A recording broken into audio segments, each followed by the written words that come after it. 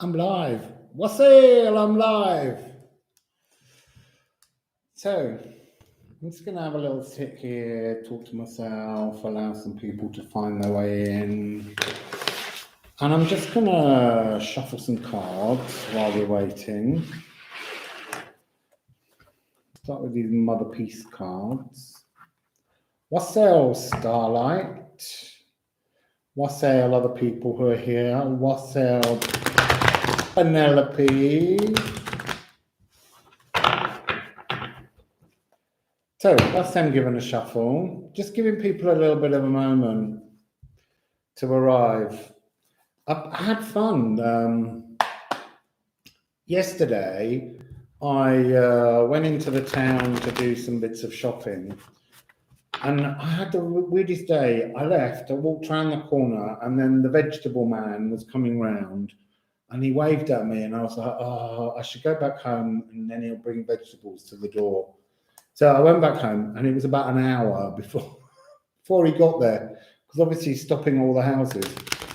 And then my phone, the camera doesn't work on my phone, the selfie camera. And I was trying to have a video message with someone, and it was a blank screen. So I need to try and get that fixed.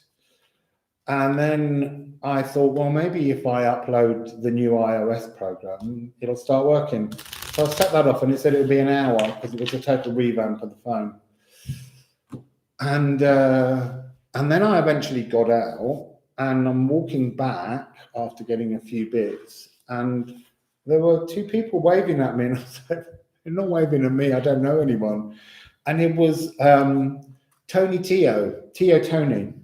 who used to have a channel on here, amazing guitarist, and she's girlfriend or wife, I'm not sure. And she's a rune creator. She's created rune decks. And so we went for a coffee, and then they came around here later for dinner. And I saw them again this morning, and I thought, well, look, that was beautiful, serendipitous moments. But I need to get back to my channel and all of you beautiful people.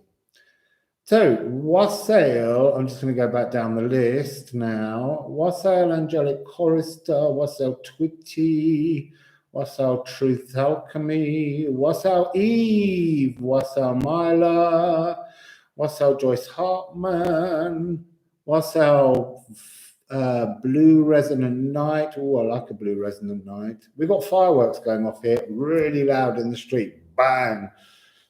There were a couple just now. There might be some during this. Wassail P. Monroe, Wassail Elaine Rose, Wassail Sinead. I think I've got everyone so far in a Wassail. And those that are not talking, Wassail, beautiful silent people. What are we doing? Well, we've got the solar eclipses coming up. So that last reading took us right up to the moon's partial solar eclipse. And it's the Saros series. So they come in series, both lunar eclipses and solar eclipses. And here's a mental thing, about 2,500 years ago, or even longer, but in Babylon, actually I think it was 2000 BC, in Babylon, the ancient astrologers, who, bear in mind, were just in Babylon, they weren't traveling the world, they didn't have radars, they worked out that solar eclipses and lunar eclipses come in cycles of, we've done this before, but I've forgotten the number again. Where have I written it? I just wrote it. Where have I written it? Oh, it might be back a page. No, it's got to be here. 18 years, 11 days, and 18 hours. Now, that's a pretty profound number. 181118.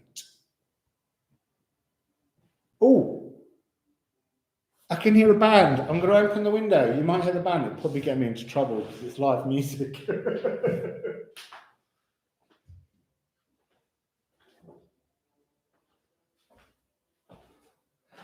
So,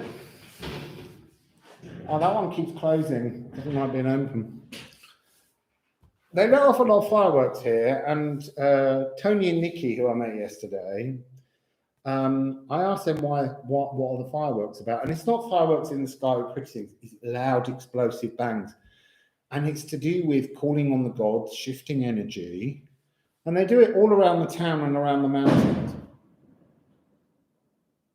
There you go. And I was going to say maybe the band comes with the people that create the new energy. So sorry for your ears, but we're going to get we're going to get some bangs as they shift the energy, call in storms, appease the gods. So we'll just go with the flow. But I can hear the mariachi band. It's like a celebration of energy. Last night they were like all day and then right up until about 11 o'clock at night, and it was like they were in the street, and I kept jumping out my skin. So cycles. These Saros cycles. So I'm going to do a series, but I need to dig into it more. We're going to do a live, and we're going to look at the eclipse tunnels, because they always come with a solar eclipse and a lunar eclipse, or a lunar eclipse and a solar eclipse, and sometimes lunar eclipse, solar eclipse, lunar eclipse. But they're tunnels of energy. And I was born during an eclipse tunnel. So there was a total solar eclipse 8 days before my birth, and then I came out, and then there were 6 days before the total lunar eclipse. So I'm kind of an eclipse tunnel baby. But I thought it would be interesting if we looked at everyone's closest eclipse, because basically if they're every 18 years, 11 days and 18 hours, we kind of get an eclipse return, the tunnel that we were born closest to. And I suspect it's probably you want to be the one just before you were born, but I don't know yet. I'm going to look into that. And then we'll try and find out what these returns mean, because next year will be the return of my eclipse tunnel. And I thought one interesting subject that would be, so not like a Saturn return, but an eclipse return. So, sorry, I'll have a little look at what you're saying. You're all saying hello and well to the bands. Let's hope the band comes down the road. Wow, Penelope. So what's interesting about the Taurus eclipse on the 19th of November is it really should be a Gemini eclipse, because the eclipses are usually the direct opposite. So, you know, Gemini is opposite to Sagittarius, and yet it doesn't become Gemini until about 6 hours after the eclipse. So, yeah, it's partly to celebrate the Day of the Dead, but they do it all year round. They shift energy constantly. I don't know whether it's more now. So, yes, I'm fascinated by the fact that this is a Taurus lunar eclipse, because it's slightly out of sync. But it's interesting. This eclipse is the last eclipse that will take place in the season of what should be Gemini and Sagittarius. Next year's eclipses, which I'm sure I wrote something about, they will take place when the nodes have shifted. And the nodes will shift into Taurus and Scorpio. So we'll have the North Node in Taurus, South Node in Scorpio. And so there's an interesting energy change, and the eclipses we've got next year are the wrong way around. Well, not the wrong way around, they're the other way around. So they're going to be, it will be, at the moment we're on lunar eclipse to solar eclipse. Next year, they're the other way around. So it's solar eclipse followed by lunar eclipse. So it's like going from light to dark to see what you come out through. At the moment, we're going from dark to light, shadow to light. So it's all really fascinating how this will all work. So what's the plan? We need to have a little look at, first of all, the moon's energy. So this is Saros cycle 126, this lunar eclipse. And it's the 46th member event of that cycle out of 72. And it first started in 1228. So this cycle began in 1228 on the 18th of July. And it sort of goes penumbral for ages, and then it goes partial eclipses, then it goes total eclipses, then back to partial, and then penumbral, and then it runs out. So, and it runs out in the year 2472. So I've worn the Time Master because the sun and the moon are working on these deeply extended time cycles that we can't even begin to imagine. But I would imagine that what will come to light this time now will be when the nodes shift. Because of the Scorpio in the past, I think we're going to be confronting the energies of past lives or past life frequencies within our DNA that weren't necessarily us, but were ancestral. So let's have a look at this moon. I don't know where to start. I'm going to start with the mystical shaman. So this moon has got the energy of a mystical shaman, but it's dealing in earth frequency. And bear in mind that you get the moon, the earth, and the sun. Sorry, you get it so that the moon casts the shadow of the earth goes across the moon. And so there's something about it being earth energy. They're getting a little bit nearer the band. Yeah, I'm hoping the Time Master will come out because we're dealing in deep time energies. The interesting thing is that the solar eclipse cycle, which is cycle 152, that's a very new cycle. It began in 1605. So what else, moon?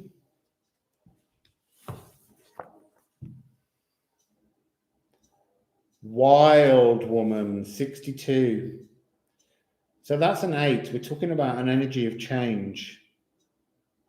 Oh, how clever is this?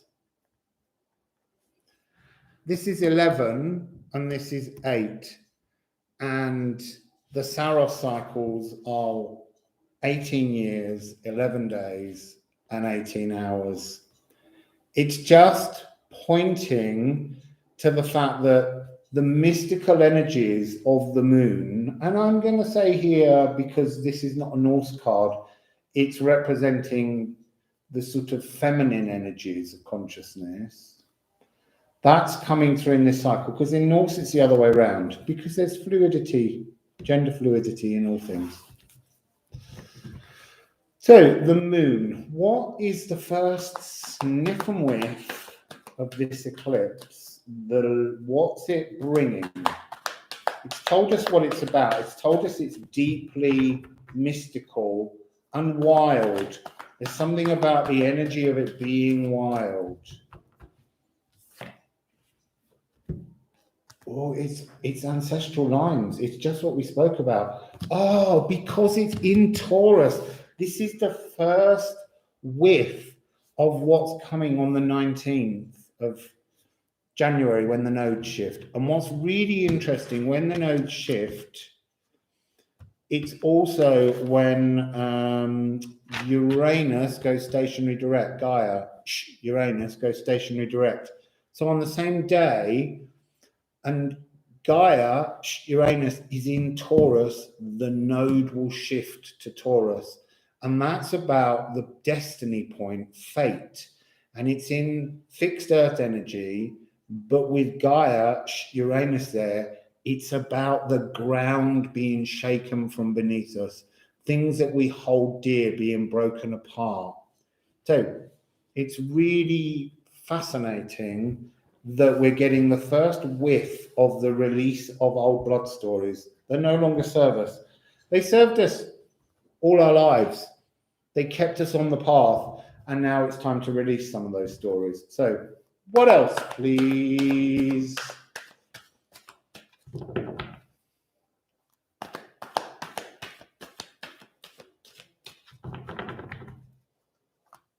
What else, please? Oh,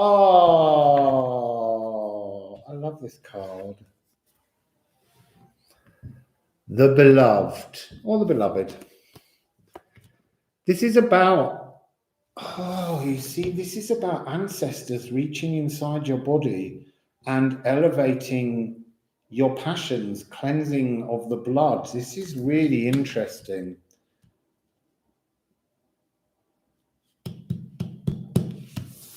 And that's 13 frequency. It's a new becomingness. It's a freedom. So let's put a little bit of these mini Egyptians on, because I'm determined to keep learning more about these. Can you hear the band?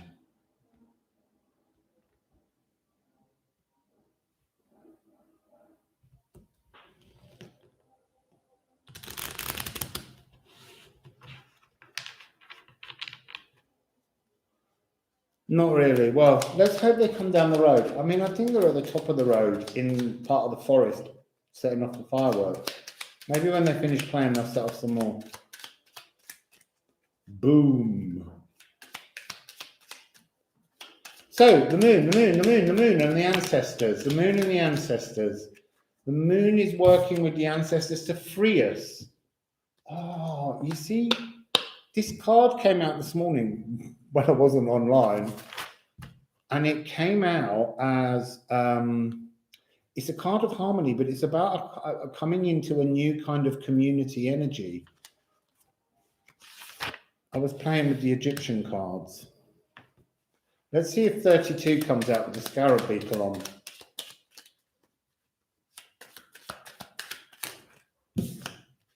No, card number 1. 191, 11. Earth frequencies again.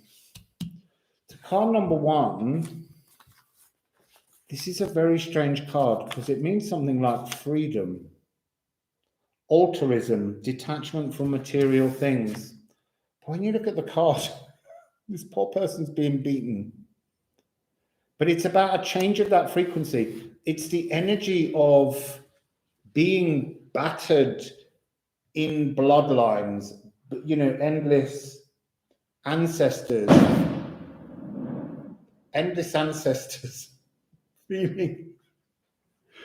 feeling suppressed. It's the coming back into divine harmony. We have the 1 and the 9, the suppression to divinity, and bearing in mind that 9s numerologically just vanish, because 9 and 1 is 10, so that makes 1. It's a polarity that is ending, and they're saying to me that the polarity was very visible, very tangible in the last eclipse. So we're moving from the shadow into the light with this moon. It's the opening energy of it. Let's have an Odin. Hello, ancestors. I'm telling you, that's what they're doing out there. They're shifting ancestral energies. They move. There's apparently in this area, there was a lot of horrific abuses took place in this area, you know, 500-600 years ago. And when I first arrived, I was very aware that there were a lot of dead people in the house and around it. But they don't bother me. I said to him, don't worry about me. Odin. This is about, that's interesting. They're saying that this card, Odin represents the opening of polarity, the fact that we are more than one thing. But there's something about him being a broken Yggdrasil. He's reached his maturation point. He can't grow anymore. And it's like there's something very mournful, very mournful. There's something about this being that energy of ancestors, and it's now time to pass away with that energy. I don't mean physically pass away. So I'm going to have another Odin, and then I'm going to put some runes on.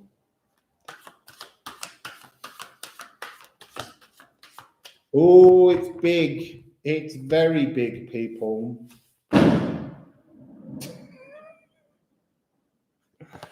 It's really big, see? It's firework, explosive big. It's the Jotunheimr. Jotunheimr is the energy of being pushed in the most beautiful spiritual way to a limit that you didn't know you could reach. So we're being pushed. They're saying it's like being given the chance to sapling, to regrow, to replant, to seed anew, come to this moon, and the ancestors will help to keep your spirits high during this transformation. So let's get the runes. I've actually, because I was talking with Nikki today, hello Nikki if you're watching, I took out the old deck and I'm keeping it on hand. Oh, hang on, before we do that, we need to just know what planets we're working with, what body parts, what things we're healing. Show them we can grow. Yeah, because they know we can, but we have to agree to do it. We have to agree to water these shadows that will come in the eclipse so that we can take them into the tunnel, gather all the nutrition that's waiting for us in the Uranus Neptunus, as I'm calling it, and see what... Neptune! Time for Neptune's bells. So Neptune's the bottom card. We're working with old ancestral bloodlines, the Uranus Neptunus. I tell you, this place is magic. And Pluto, death and rebirth. Fascinating, because the South Node will be moving eventually into Scorpio. Pluto's ruler of Scorpio. D sharp and F sharp, D sharp and C sharp are very close together. They're just a tone apart. So let's get Neptune's bells. So mind your ears. We might get a bang with the bells.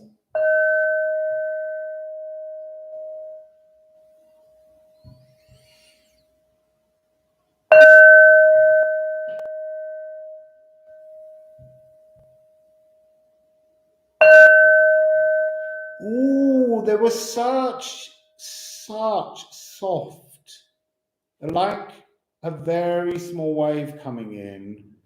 And then it just went, come on, get up, let's do this. The bells are so beautiful up here. They're so beautiful up here. So D sharp, C sharp. Do you want a little bit of D sharp and C sharp? D sharp and C sharp. Let's get the whistle out and let's give you a little bit of that. So Neptune, we've obviously got the Neptune bell.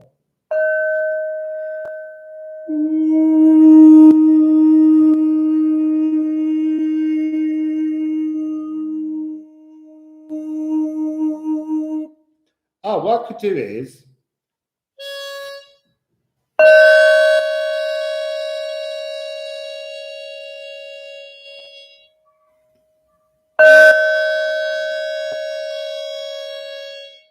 so you can see how the energy of that being a tone, they lean into each other. I feel like there's a spine rewiring going on with this moon. So I need to sing you that C sharp.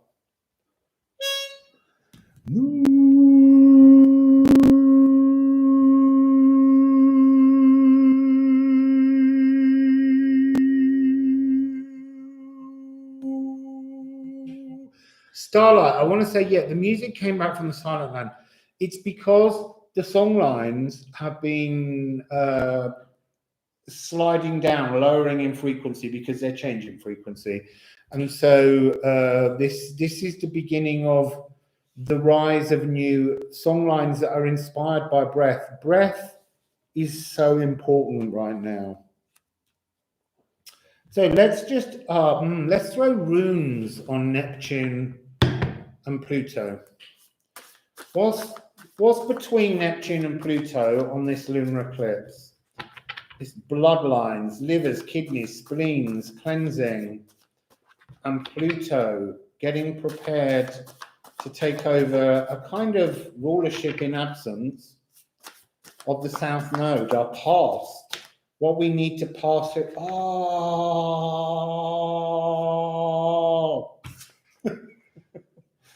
look, leech, the emotional bleed. This keeps coming up. We've got to let go of all that rubbish.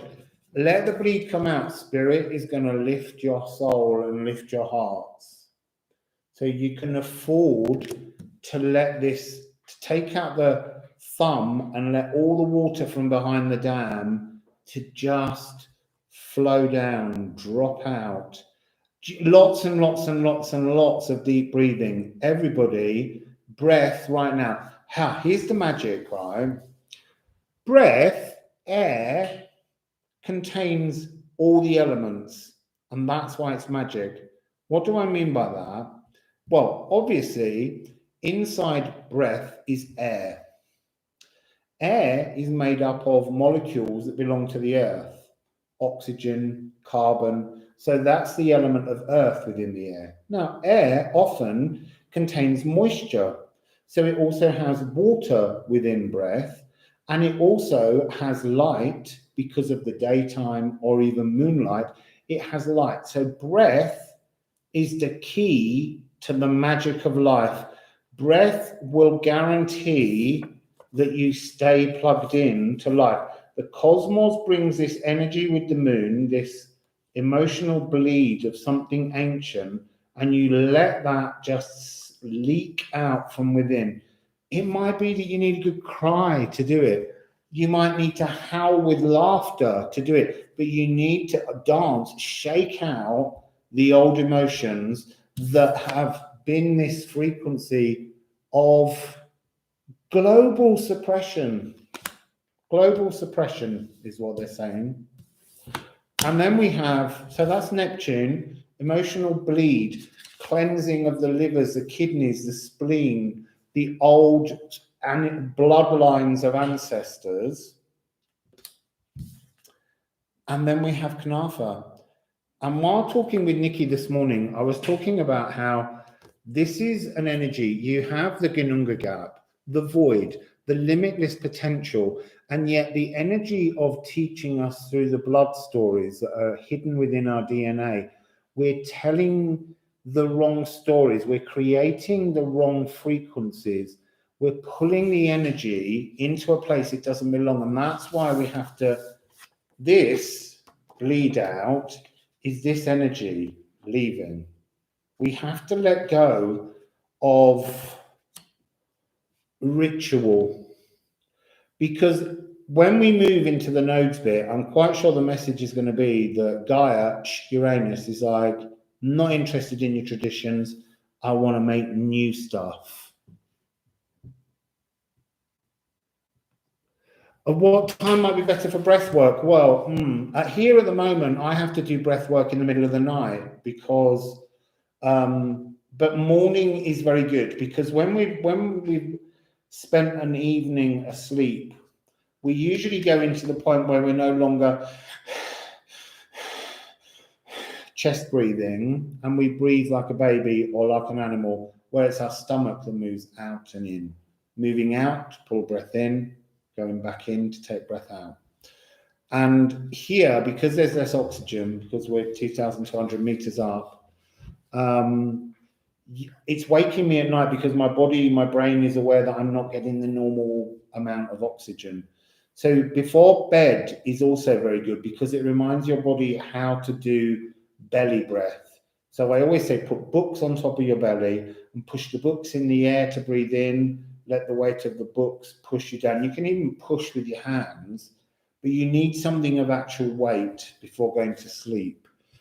But morning and evening, because they're the points at which you're awake.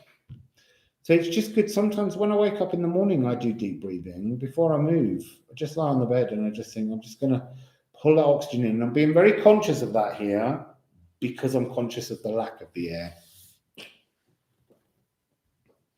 Yeah, a pillow's okay, but it's not quite heavy enough. But it just gives you that sense of it not just being your hands. When you've got your hands on there, it doesn't feel...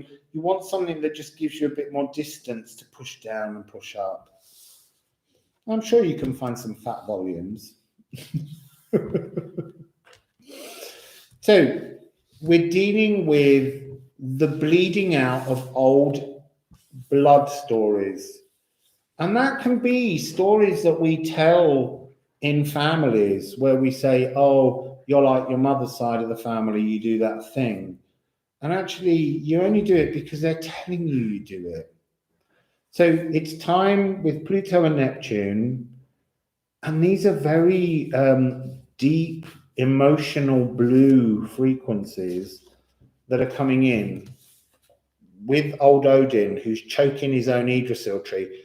He's hung upside down. Like Odin, it's interesting that Odin's come along with the Jotun, because in the stories, Odin kills with his brothers Vili and Ve. They kill the first hermaphrodite giant, Ymir, who lives in the Ginnunga Gap, because they're sick of living in a void and they feel like they want something physical. So they build the world and the cosmos from the entrails of Ymir. But as they bleed him, as they create the original blood sacrifice on the giant, it drowns the majority of the Jotun.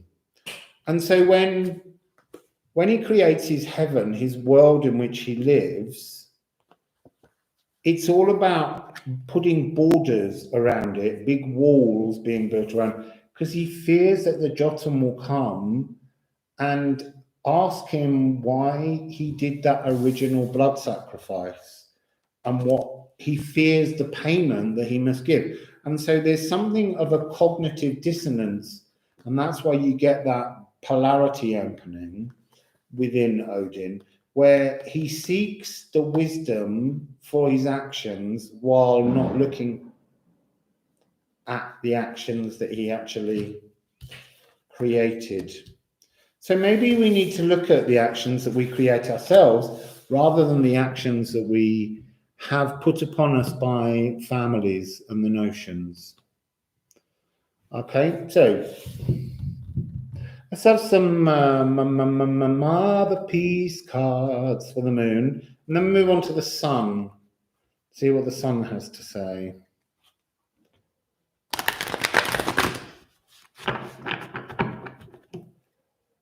So, the moon, what's the moon doing? It's got a card of Neptune. I think we're being asked to look at the fact that we've got Neptune here. So look, we've got the Two of Cups as Neptunian love. The Two of Cups as Neptunian love is ancestral bloodlines.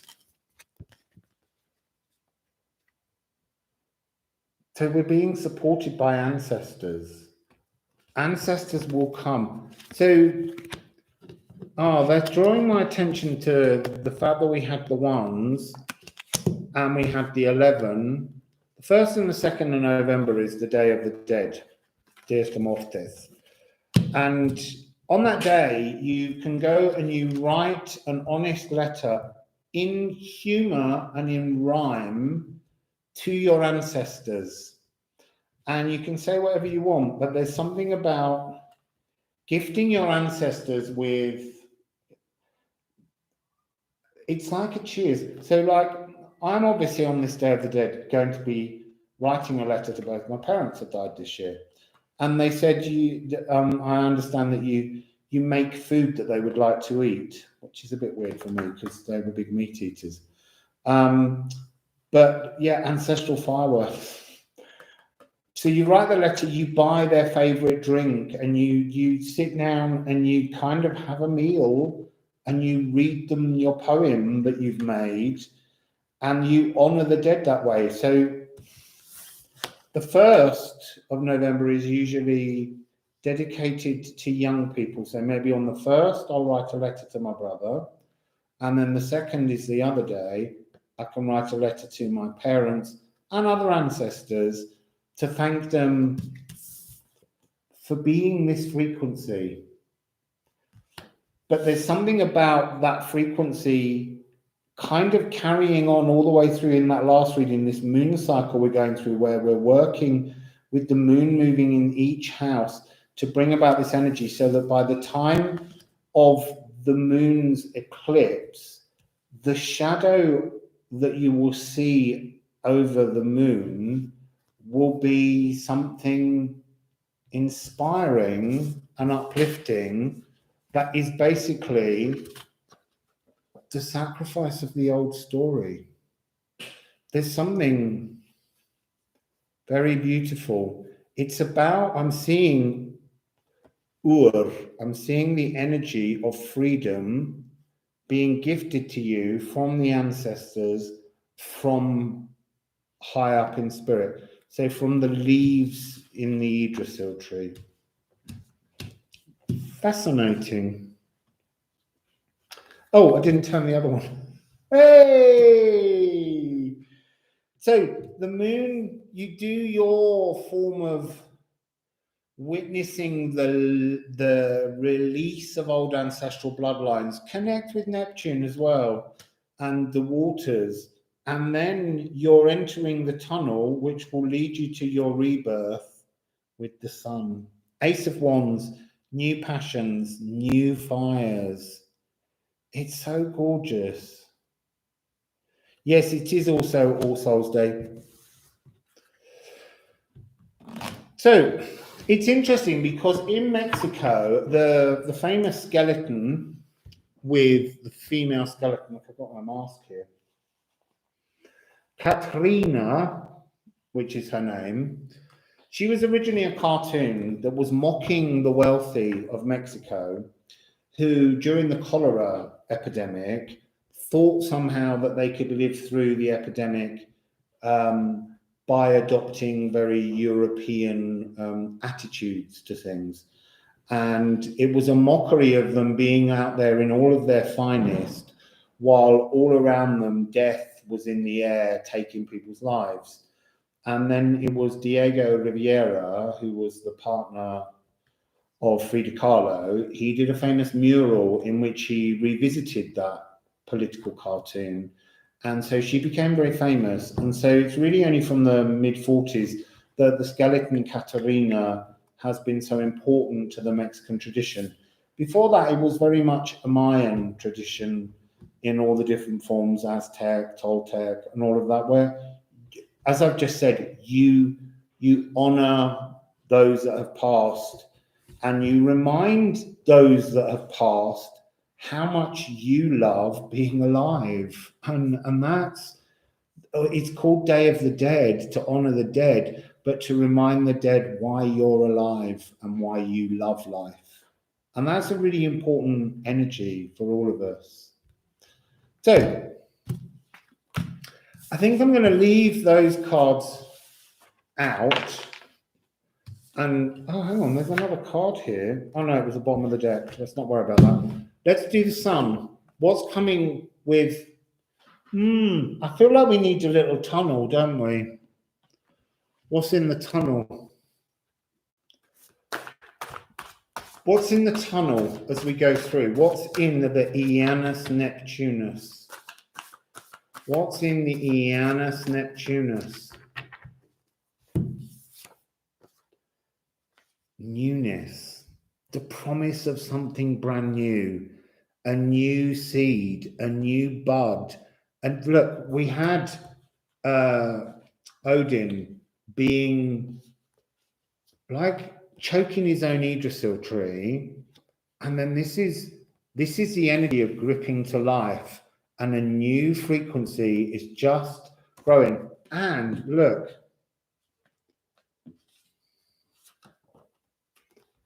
turning your life around from that bleed. It's really interesting. Oh, if you could cry, you should cry. You should let tears out when you can. So it's a turnaround. The Uranus Neptunus is a space in which to turn around and let go of the emotional bleed. Now, the other thing that we have in the Uranus Geminis is the moon. We're taking the moon into the tunnel with us. That's really fascinating. The moon is deflections. So there's something about taking in the moon to remove the things that we don't want to look at. And there's a firework from the ancestors saying exactly. But can you see that the bud has this growth? So what parts of the moons, the deflections, the things you don't like to look at, can you remove so that, hang on, let me do it with, we just take these two cards. So if you block out that frequency, you can trim your moon and you can trim that bit. And then you see that you've got newness. What's no longer serving the purpose? Take the moon into the tunnel to discover that which you need to let go of. And it's a tunnel, it's a space, the void, the Gnunga gap, which is the pure diamond that we see here. We take this diamond, we remove that life force, this old stale life force, and we create space for new energies to move. Oh, it is that way up. For new energies to move. And then these two frequencies at the end of the tunnel will dock back together. It's like moving into, flowing through and docking in a new emotional port. So that's the energy as we go through the tunnel. Now let's look at the sun. We'll begin with these. I need a sip of water. How are you all doing? Wassail, Kelly, Wassail, Autumn, Wassail, Angus.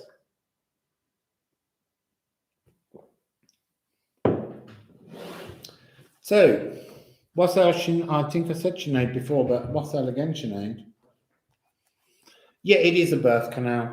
It's like the Athal rune, that you have the diamond, which is the womb, and then the birth canal are the two pieces that come off, and that's to originate a new frequency, a truth for yourself, an original birthright. Wassail, Autumn. So, the sun. Is there a lot of buffering going on? Wassail, Bethany. Oh, Sun's got loads of cards. The Sun. Ooh. Earthkeeper and the Curse.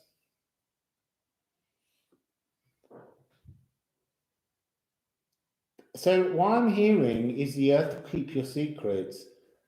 So we're carrying the moon's shadows, the umbral, the shadow of the Earth in, but the Earth's frequency is pulling, you've got to give the ancestral stories that you will encounter during the tunnel. We will do a separate reading on how we plan to go through that tunnel, but there's something about them. You will give these old energies to the Earth to bury them, just like we bury Earth crap. Everything must return to the Earth. Wassail, Corey. Wassail, Caron. So, Wassail, Tiora. You're giving the old secrets, that card, that little Egyptian card, number 1, which is now hiding. Where have you gone? Where has it gone? It must be hiding under the beloved. Oh, it might be over here. But the little one, the card of endless ancestral suppression, you have to bury all of that now. It's no longer the energy of where we're heading. It's hiding, see? The Earth's already taken it. I can't find it.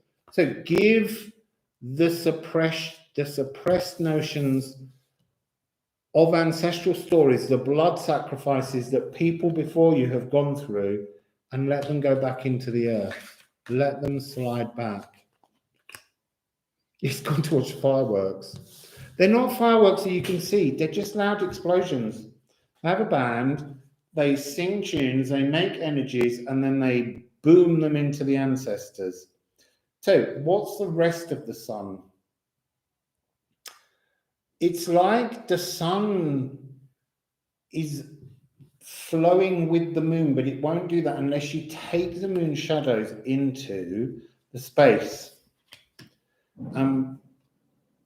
See, that's another truth. You've got to take the moon's shadows into the space. The sun and the moon are working on bringing you into your energetic power, your truth, the stuff, but also it's a DNA strand. There's the rewriting of codes.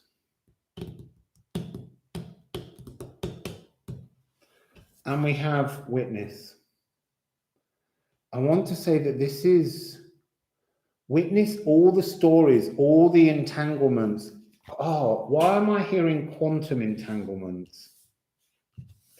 So, okay. So now I feel like the Time Master's talking directly into my heart.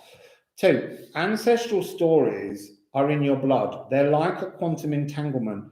Time is so soupy that the experiences that people had that were oppressive, suppressive stories that still course through your veins are quantumly entangled in the now that's coming in the eclipse tunnel when Neptune, the Uranus Neptunus, you will find connection. You will hear these stories. These energies will come through to you because even though they're in your past, they're presently happening now as well in some other soupy, warpy moment in time.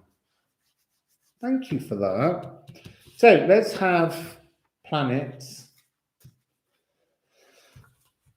What are the planets we're working with in the sun or parts of the body? We've done the liver, kidneys, and spleen to bring those ancestral stories into the spine, to the spine. That's the energy of Pluto. You're carrying, Pluto's leading you by the hand. Hades, underworld frequency. You're being taken by the hand into a space so that you can flow into a new frequency. So,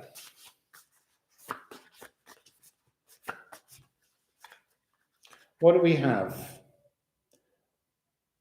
Now then, Gaia, Uranus, and the top card, Mercury. That's a very harmonious energy. So it's like we go in with this really dissonant sound, this C sharp and D sharp, this.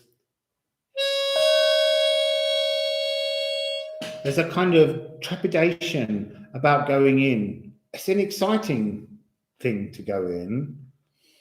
And then when we come out, it's harmonious. And it's to do with the crown chakra and the throat. It's almost like having a new message that can be delivered. It's so beautiful. So, B is consciousness, crown chakra. Oh, look, the interesting thing is, when we come out of this period, Gaia, Uranus, is still in retrograde. And it will be in retrograde until the 19th, when the nodes will shift into North Node Taurus, South Node in Scorpio, Pluto's realm. And Gaia, Uranus, is currently in Taurus. In fact, she arrived in Taurus, she, the planet, on the 6th of March 2019, and will be there for several more years. So there's a lot of this groundbreaking changes coming up, but this is coming out of that tunnel, and like, how beautiful was that space? That's the sort of sense of the energy. How beautiful was that space? It was just wonderful. So, I want to look at this one It's a destiny point. I keep saying this, well, the cards keep saying this. This eclipse tunnel is a really serious destiny point of humanity. It's not just a personal one. It's big. It's massive. It's a destiny point of the earth. And look, the earth is transforming. This spirit in this card is an old spirit that hasn't put on its red outfit and done its face up for years. It's been a bit battered, just like us, because it was the dominant energy. So the Earth Keeper, I'm picking up a lot of energy of Virgo, transforming the Earth frequency from that last reading. Oh, look, there on the bottom of the deck is the energy we were talking about, the womb and the birth canal, but that's not the card that's coming out. So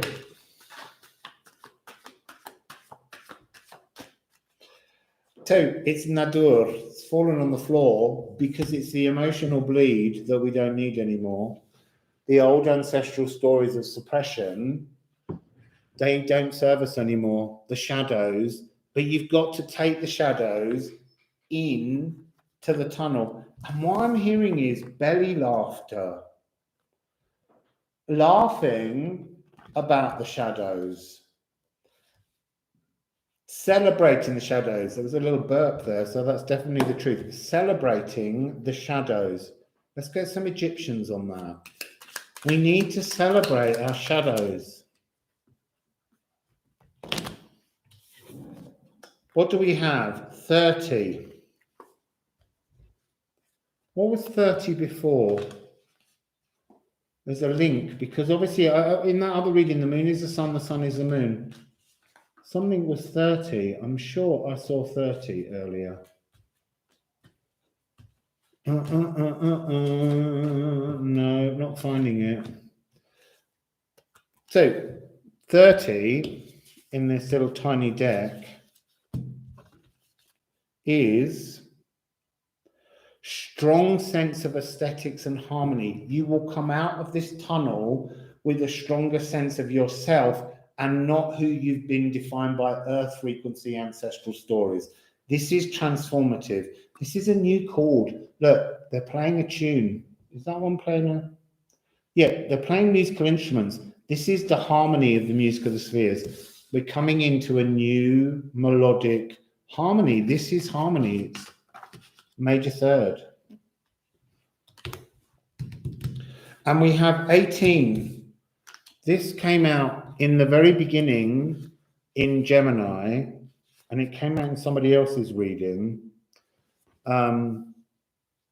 It's 18, which is energy. Having a new harmonious energy. Oh, that links to a new energized earth.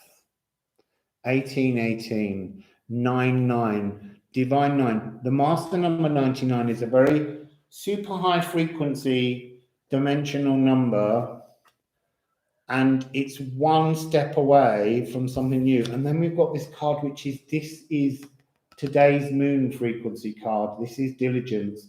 This is sorting out the details. This is writing that message. Maybe now, maybe that's the time to start writing your poem to your ancestors to celebrate their lives, no matter how hard they were, and their deaths. It's time to do that so that you can almost take that poem into the eclipse tunnel. So look, yes, I'm just going to say, everybody, that that's my PayPal account. PayPal me at Rustling Around, and if you can make a donation, that's beautiful. It helps me to move around, see things, and to eat, because I really like eating. So let's have some runes on that.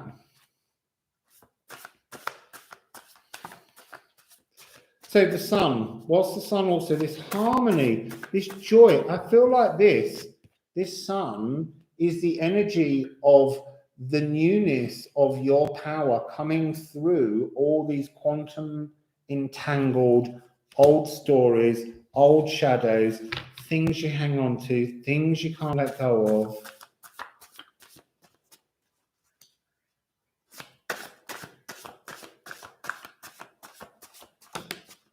Oh,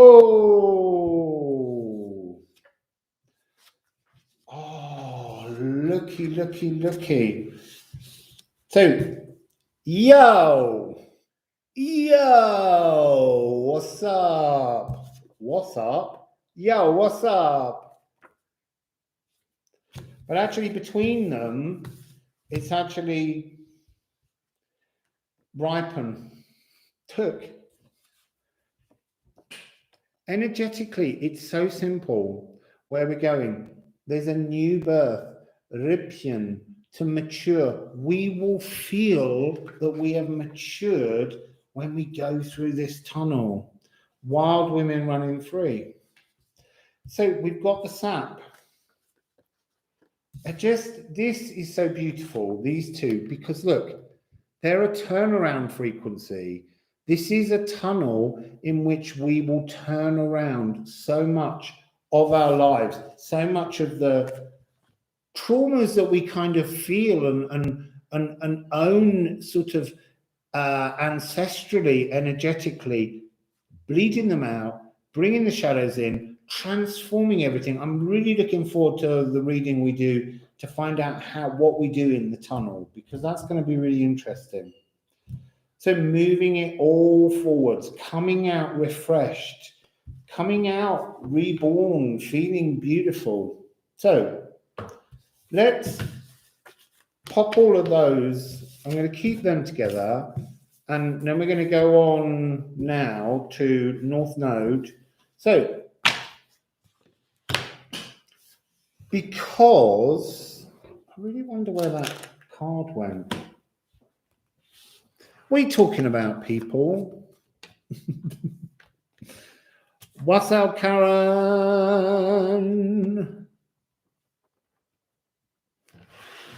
Wassail Shelley. When is the tunnel? 19th of November to the 4th of December. It's the Uranus Neptunus. So the nodes. When we move into these nodes on the 19th, it's the same day that Gaïa, Uranus, turns stationary direct. And the North Node goes into Taurus, and Gaïa, Uranus, is in Taurus, shaking that Earthkeeper frequency. So what does it usually mean? It's kind of people who are born with North Node in Taurus, South Node in Scorpio, are people who have a recollection in their past lives of having lived very powerful lives, but never having been the kingpin, the lynch key. And it's something about stepping forward, suddenly knowing that they're here this time to complete some kind of work. So that's what we're dealing with, that frequency. But let's see what it means to us all. So when the nodes move, the nodes always move in retrograde. So they're always going backwards round. And whatever you have in Scorpio or Taurus will suddenly become more energetic. So for me, I don't have anything in Taurus. So in a weird way, my destiny would feel energetically open. Whereas in Scorpio, my South Node, where I've come from, I have a stellium of Neptune, and we've talked about this being the Uranus Neptunus. I have Neptune, Ceres, Mercury, and Venus. So I would be looking at those communication energies around emotions, around the fog where you can't seem to find the right words, in terms of that energy, because it would be coming. But who knows? Let's see what happens. Because my nodes are not in there. My nodes are in Libra and Aries. So, and my North node's in Libra, and my South node's in Aries. So, let's begin North node in Taurus.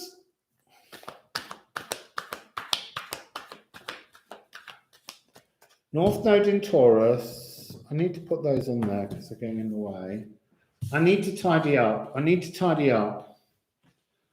my Virgo stellium is demanding a bit of neatness. There we go. That's better. I feel more comfortable. Hey! It's time. What does it mean? Quantum entanglements. I'm being shown a vision of sliding backwards through time. It's like going immediately down to the south node. The north node will connect directly down to the south node. And it's to look at the fact that if the south node's in Scorpio and it's to do with your past, it's that need to acknowledge that we have lived before, we've lived in the future, we've lived, we've died, we've transformed. It's an energy of understanding that there is always transformation. Time Master. So,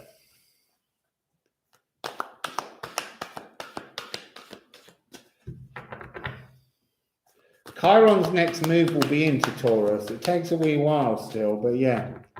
Chiron's a slow mover when it's in Aries because it's elliptical. So, Taurus. Ooh, look, it's a new harvest. It's new growth. It's new abundance. We're harvesting. I want to say we're harvesting the acknowledgement of death being the thing that keeps us alive. That's fascinating. And then the other one we have, and it's medicine. We're all moving towards this wonderful medicine. And medicine changes us. The medicine changes us. I'm being shown that the medicine is almost like putting, coming out of the tunnel, moving into this thing, realizing that the true medicine is the fact that we've lived many times before and we always know we die. We always know we die. There's the ancestors commenting with the firework, the explosion that they put off. We know we die, and that's what gives us the ability to live life.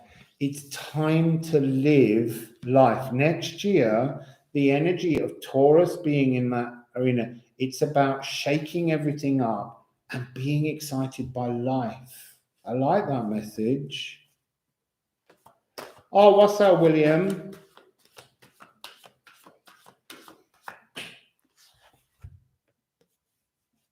Big, thorny portal.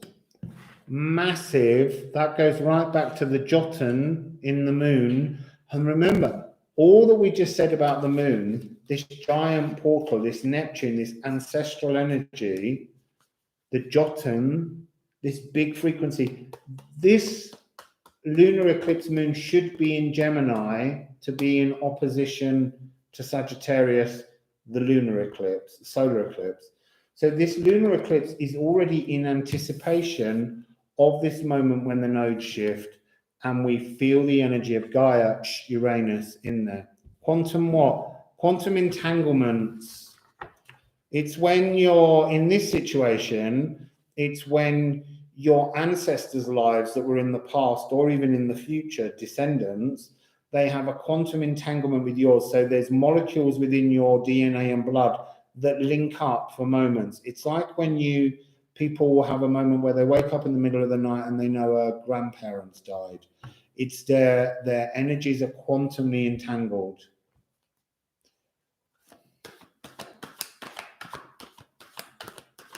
So there's a big fat old gateway opening for the whole world. I know what that one is, and I love that card. But we got this one first. Look, we're talking powerhouse. Thor with Mjolnir is smashing open the biggest space. Look, Spirit, this is coming from on high, breaking open the ground, smashing through to bring a new heaven on earth, to bring Vanahamir. This is 13 frequency. This is the divine frequency of life. And the reason I say that is because in certain years, you have 12 full moons. In other years, you have 13 new moons. And they always used to count time by the moon. The Jewish calendar still does, and it's a 19-year cycle, and it's patterns of 13 and 12 moons. And it's much more accurate than following a solar year.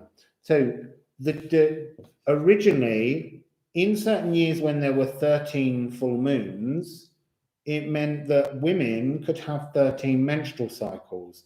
And this means that 13 is an incredibly powerful, creative, life-giving magic. Because in a world where there doesn't seem to exist much belief in magic, because we squash that out of children, we give them that energy of 12 frequency. I picked up one card and I meant to pick up him. The crushed, broken, patriarchal energy of 12 hours a day, 12 months of the year, the solar calendar. This is about returning to the fluidity of creativity, of the energy of life, because when there was no magic, when a woman gives birth to a child, that's magic. You know, primitive people would have just been, how'd you do that? Because they wouldn't know.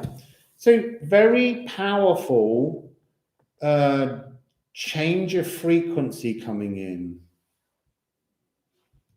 Very powerful change of frequency coming in. Let's see what...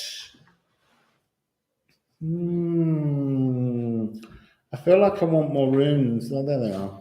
Getting very confused here. 13 is an incredibly powerful number. It's also interesting in many cultures, Britain, America, it's seen as an unlucky number because it empowers women. Oh, you see, look, your Scorpio rising. William, you need to be aware of the fact that we've got this energy of 13 coming in, but also the South Node, your past lives, will kind of bubble up in your rising sign. I'm Scorpio rising. I always forget that. Oh, look. It's like coming after the emotional bleed. This is Lagu in its full cosmic ocean. The cosmic ocean, the lagoon will be settled, just as this energy of having North Node in Taurus. It's bringing about a new feeling. So what else? What else? Two more. I love the runes.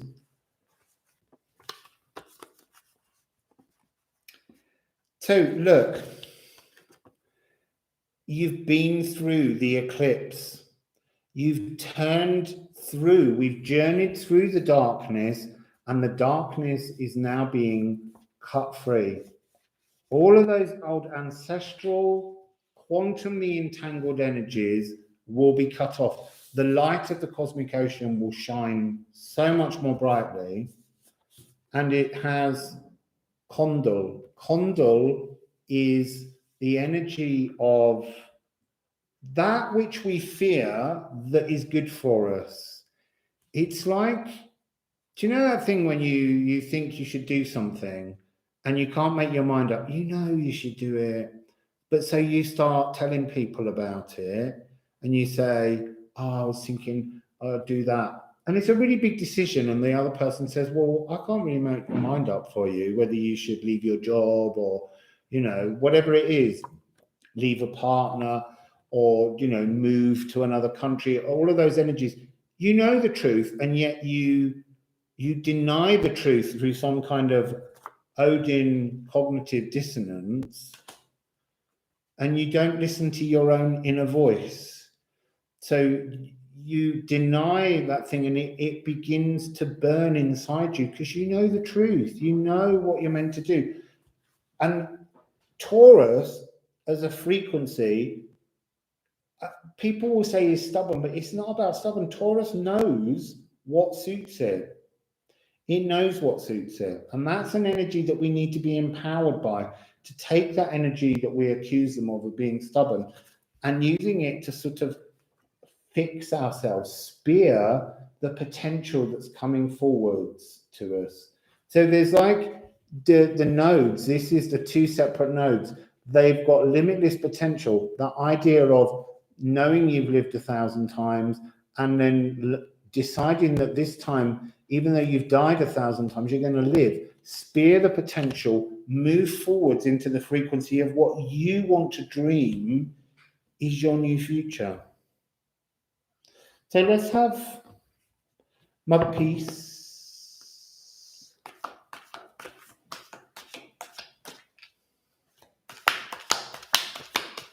Can you hear a cheeky little bird going? Yeah, 9 of discs, sovereignty. Play the game of life, roll the dice. All the energies are coming together now. Roll the dice, 19th of January. I'm going to ask one more.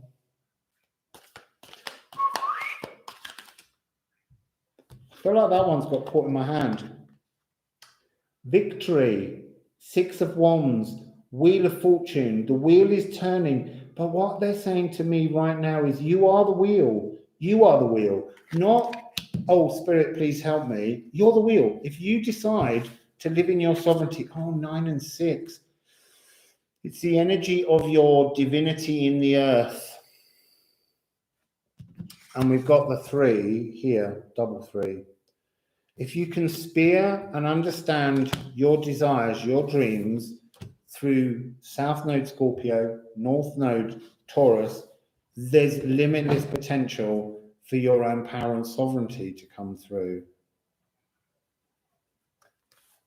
So now let's do Scorpio and see what Scorpio has to say.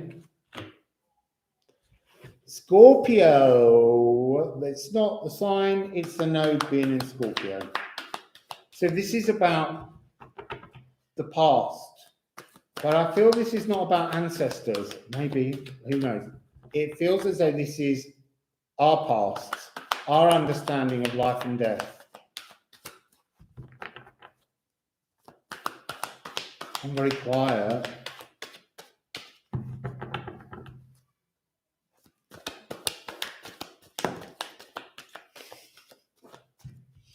It's 13 frequency. It's, there is no death card in here, but the death card is 13 frequency. The whole point of death is the beginning of the new life. This is Spirit, Crow, coming in, showing you that this always talks to me about Pluto. Sun and Pluto, there's some kind of energy around that frequency. So this is really saying that the energy of the nodes moving enables us to break free of this old Yggdrasil tree, move into something new, and witness the borderless. This is Vanahamir energy. Where was Vanahamir? Vanahamir is the other heaven, Asgard and Vanahamir. And Vanahamir is the borderless country where the inhabitants know only love. They don't have fear. They're moving into the energy of being more fearless, of engaging in life, not being frightened by life. That's what that ulcer was. That's what the where's it gone? It's about losing things as well. Cosmic light. It's that pains you, that you fear. There's no need for it. Remove the fear, and then you've just got the energy of life, the energy of engaging in the world. So,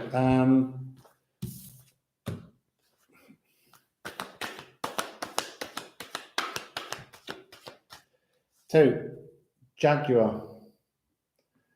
This is protected. This is, again, they're talking to me about Pluto in that orb. And Pluto's where we began the moon. We're moving, and Pluto will be moving, Pluto return, dipping in and out of Aquarius. this is often seen as a protecting energy that's to do with transforming karma, but it's not like it's real karma. That's what's interesting, because in Norse, karma doesn't exist in the same way. Yeah, I love the Jaguar. It's such a beautiful energy.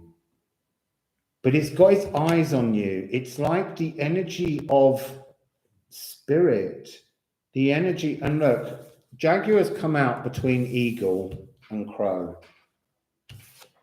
This is like deep, personal animal guides, and they're seeking, they want you to enjoy life.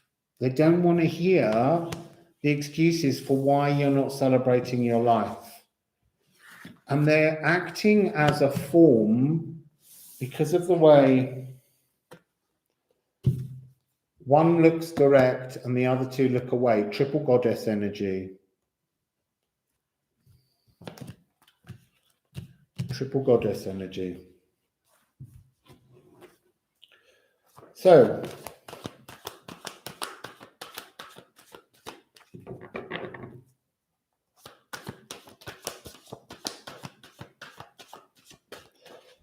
just one at the moment.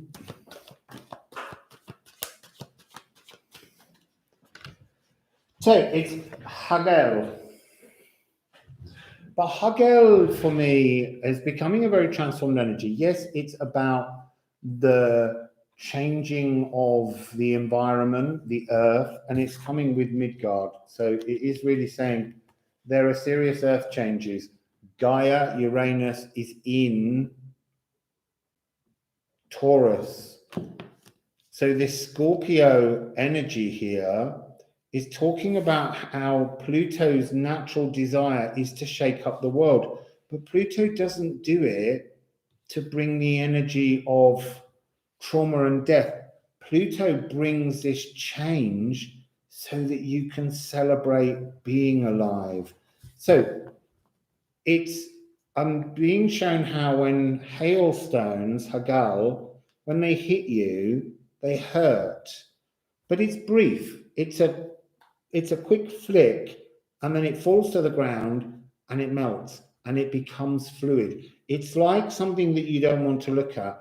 It's just a little bit painful, but spirit's staring at you, going, look at it, look it in the eyes, go on, do it. It's brief and everything will change. The whole energy will strike down in a different frequency and the rivers will flow again. Life will move on again. So,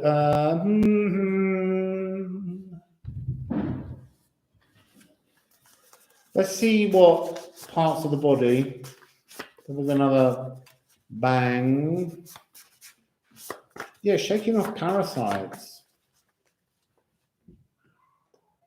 Chiron, old wounds. Top one, the sun. Oh, and that's gone like this. Face your old wounds and laugh about them. We keep getting this message. We've got to lighten up about where we're heading. So the node shift will make us lighten up. So to the old pains, and then bathing in the light of joy. The sun is the happy center. We're moving into a happier frequency. Solar plexus, the nervous system not feeling shredded anymore, moving out of those difficult frequencies. So, mother peace, mother peace, mother peace, mother peace, mother peace. It's the sun. It's like it's just saying, look, what do you want me to tell you? It gets better. Everything starts to celebrate. If you can live your life in joy, you can't live your life in a kind of... You've got to engage. That's the whole point of this releasing of the old stories, the old suppressions, and moving forwards. Here we have the Son of Cups.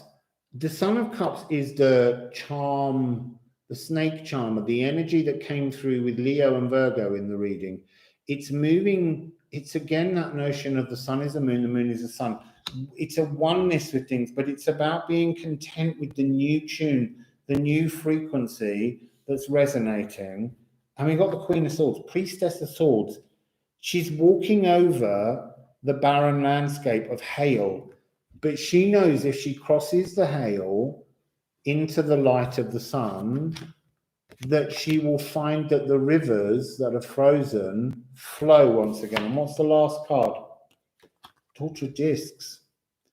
This is that energy of connecting with your higher self, of knowing that you've crawled in and out of the tunnel of birth and death over and over again, and your higher self is just waiting for you to make that epiphany for yourself so that you can enjoy living and not suppressing yourself through the old stories that we tell ourselves. If you want something in this new energy of next year, get it, have it. Don't say, oh, I shouldn't really do that because, you know, I've got enough things. Have some more things for now. It doesn't matter. Just find the energy that makes you happy. Yeah, it is very much the beauty way. So now just to end, let's look at what Gaïa, Uranus is pointing to this mix, because here's a little interesting fact for you people.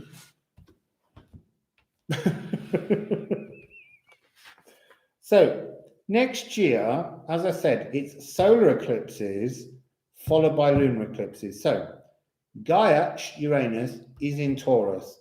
The node will move into Taurus.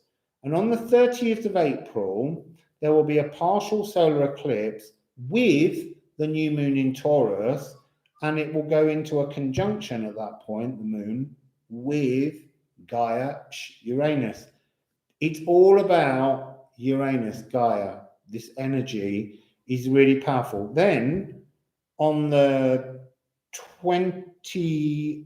8th of November, there's a total lunar eclipse, and again, there's a conjunction of the moon with Uranus. I have to check that one. That one seems a bit vague, but so it's all about Taurus and Gaïa Uranus. Come on, Taurus, Gaïa Uranus. What have we got?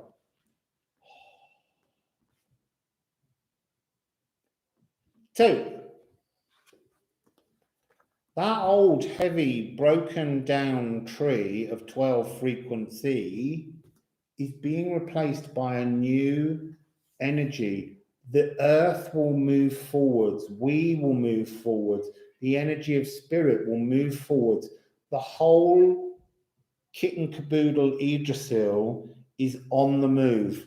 It's been stuck and now it's moving. And you think about trees, the roots is about static, being stuck in the earth. This tree is getting up and it's moving its roots, its legs, and it's walking to a new frequency. And it's 5 and 8, which is 13. So, Gaïa.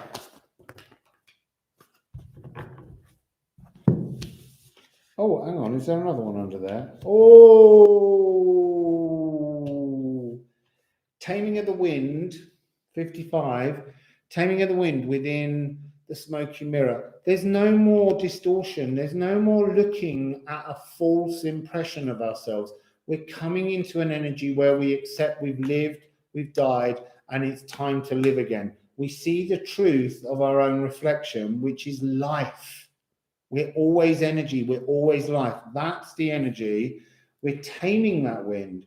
All the confusion that is basically that energy down there in the reflection, and it's big and it's dark and it's being tamed away, and it's the most beautiful. It's like moving into a whole new frequency. The rainbow is the frequency of after the rain comes sun, after the sun comes rain, After the rain comes sun, after the sun comes rain. Bye, but I didn't die. So,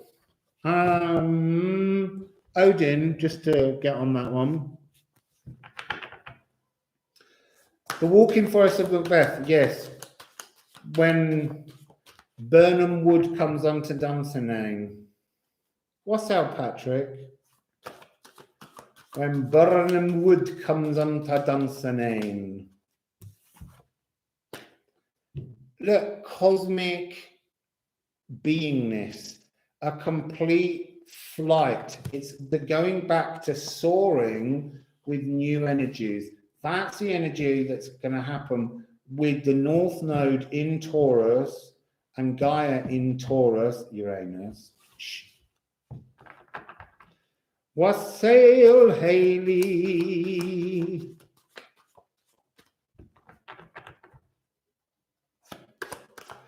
So, I'm getting excited now because I feel like the 19th of January can't happen quick enough. Oh, inner health, Eden, that notion of bliss, the notion of being re-energized. She gives the apples of health. So there's something about us moving into a new, healthier earth frequency. I'm picking up a lot of the energy of boomers. Those born after the conjunction in 2000. And there was another ancestral boom outside them. Spread your wings.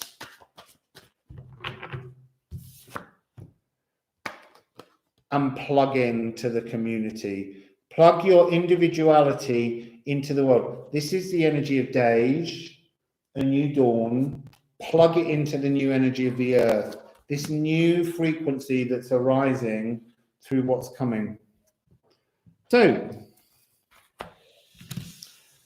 that was those little readings.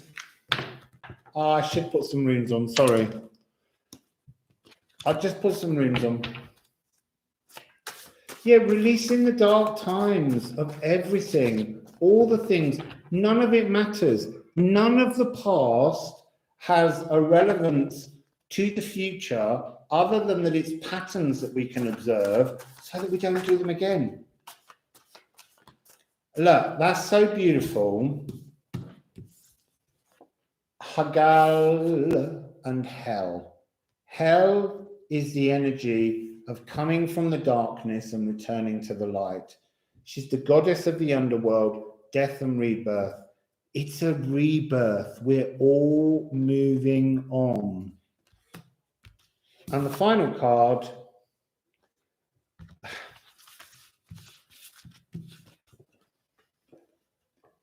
is Epelbearer.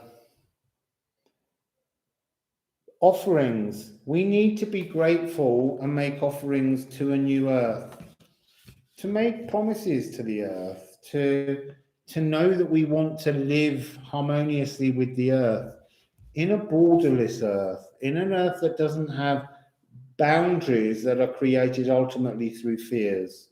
You know, great big walls around gardens, borders between countries. We need to be reaching out our hands in friendship. Vana means friend. We need to become the friendly society.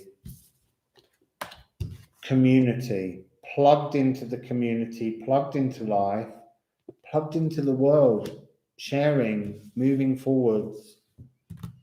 So, that's the little sniff of a glimpse. Now, while I'm putting the cards down, you can ask me questions, and if I can't answer them, I won't. No, nothing from the past does come in our present. It's done with.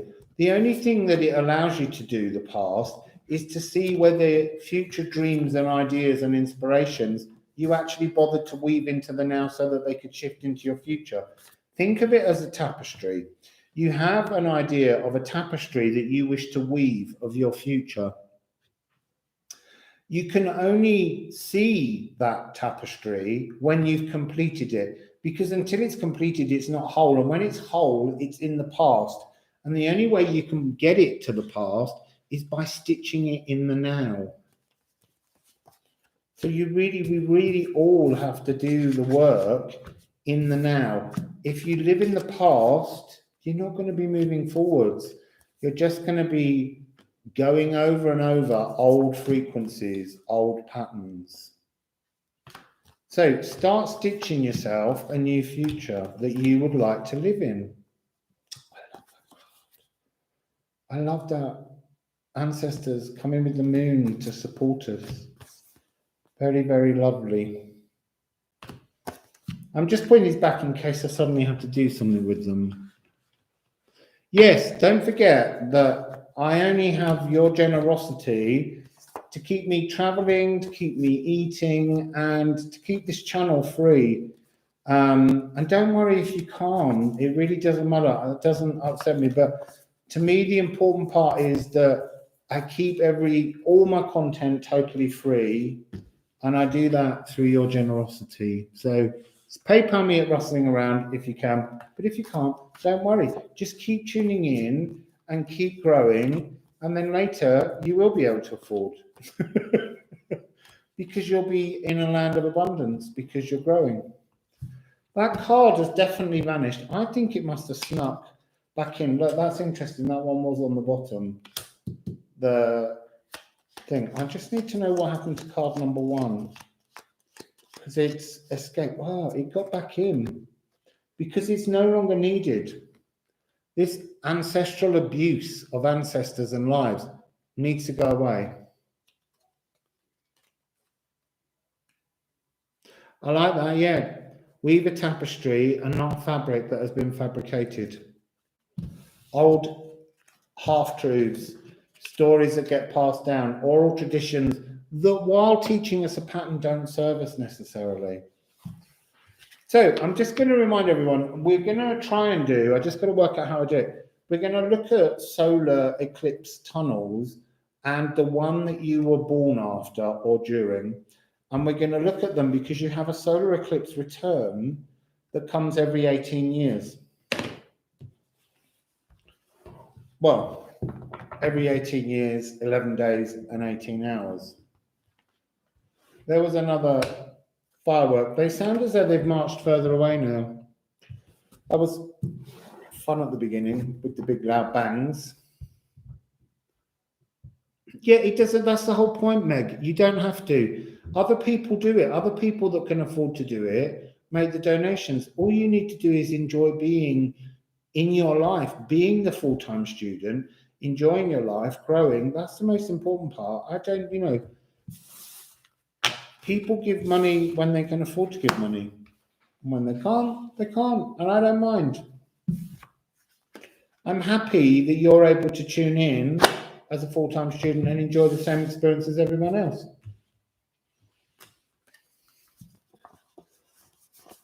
So, thank you, Penelope. So, is there anything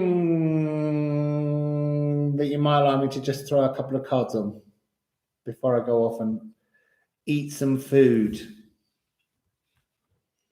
I get very hungry after readings. I get very hungry in. It is an exchange of energy. Yes, Shelley. And to me, Spirit just always wants me to keep everything totally free at the point of YouTube, so that anyone can tune in. Look, I can remember having no money and not being able to afford to eat. I had nowhere to live. I've done all of that kind of energy, and it's hard. And when you are in that frequency, you seek help, and you can't afford help. And so you look, I used to look to tarot readers, and I couldn't afford to give them money at the time. And now sometimes I give them money because it's all about exchanging and allowing money to flow.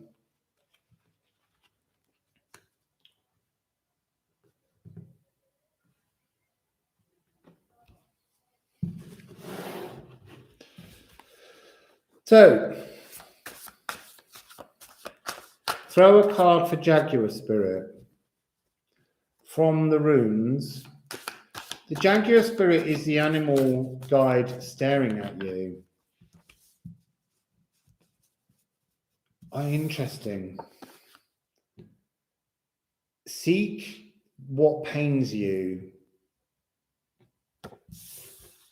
Because what pains you is the nutrients. So they're saying you can't unlock any future pathways without the key. Where's the key to the future?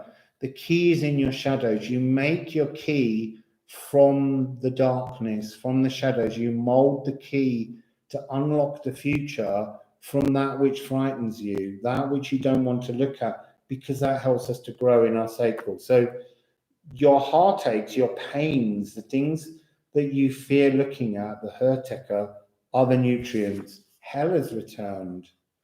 She's saying it's that energy of death and rebirth. If you can face your shadows and rebirth from them, then you get Apple Bearer. You get that energy coming back out to give you a new frequency, new nourishment. The old nourishment becomes the new fruits that you can pick from the tree.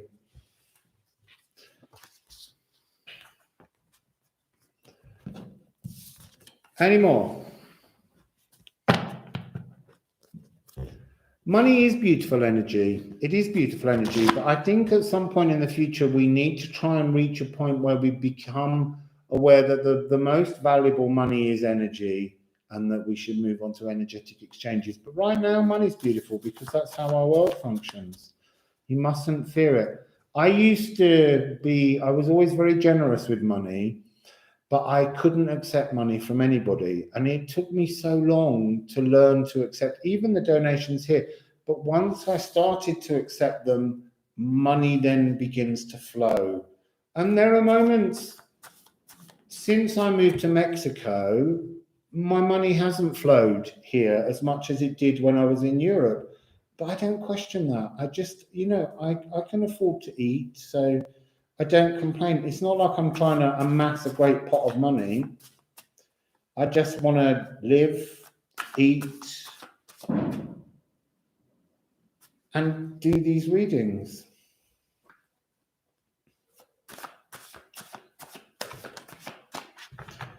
So, the word cunning, I learned to know. And that's a really important message for everybody. To know, to learn, so that you can know more about life and you. And the energy here is about, this is the frequency of living, and you're growing the energy of emotions around your heart chakra, around the center of the body, and that will radiate out and become something wonderful.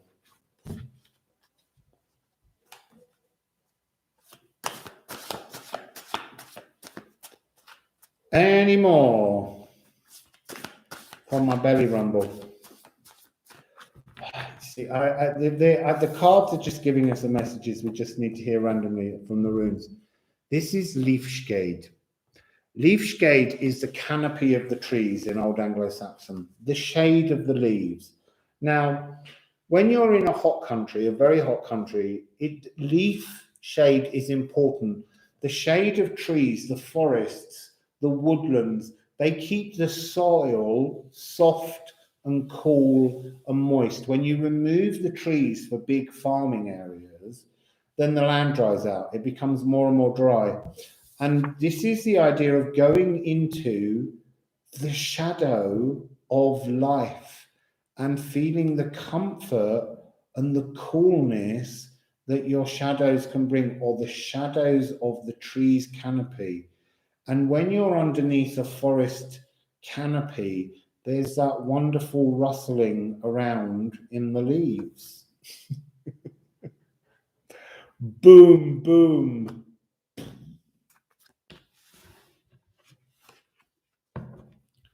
So,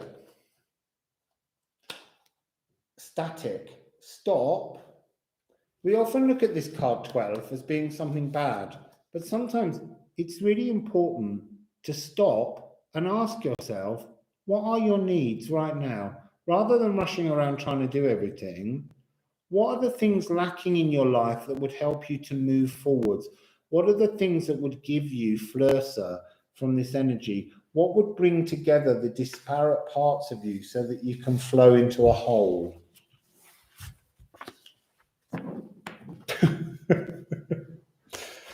You know, I'm in my room book, typing away, trying to find new ways to look at the cards before they get printed.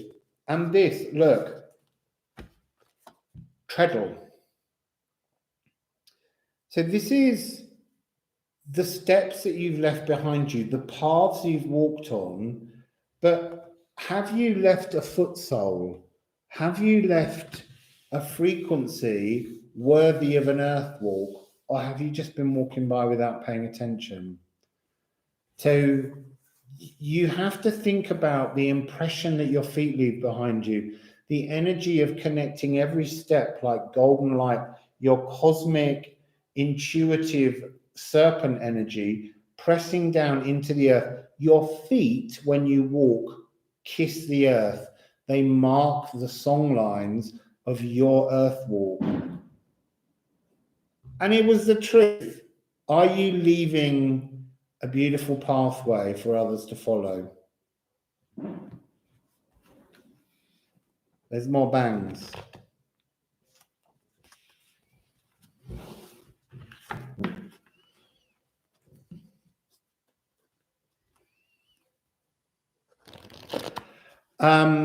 I want to say Darkfire Dragon, the goddess that's unnamed refuses to be named. Apparently, the energy of naming her will weaken her ability to work with you. You have to just accept it as some kind of cosmic snake wrangler energy. It's because even though I love all the mythologies, you suddenly weaken the energy of any deity by confining it to 12 frequency, of it only being maybe a Greek or a Norse or an Indian. And this is an energy that's so much freer. It just seems to every time it's just like, I'm the unnamed one. I'm just unnamed because when I'm unnamed, I'm more powerful. It's like when my brother came back to me and said, stop thinking me as your brother. And this is very South Node Scorpio. Stop thinking me as your brother because that doesn't allow me to be the full spiritual power that I can be. Think of me as a soul that you will reincarnate with in a future life. Be future thinking and not past thinking. I love all my mythologies. They're beautiful stories, but they're archetypes. And this snake wrangler goddess seems to just want to remain an unnamed archetype. But then, look, I love knowledge. I love to know things about trees, hummingbirds, everything. In the first lockdown, the trees kept saying to me, stop trying to look up what family of trees we're from. Just look at us, see us as individuals, and just watch. My bark might do this season. Another tree of the same grouping might not do that.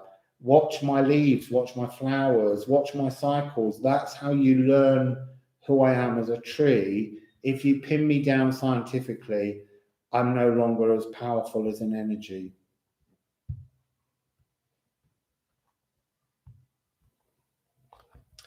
Anymore? I like Joy Mac, she's great. Look, Bliss, Vend. This is where we're heading. We're heading to this journey of coming back up for air from a deep, earth-choking, dusty world, coming back on emotionally on the sea. And this is Bliss, Win. It's called Vend, but it's Win in Anglo-Saxon.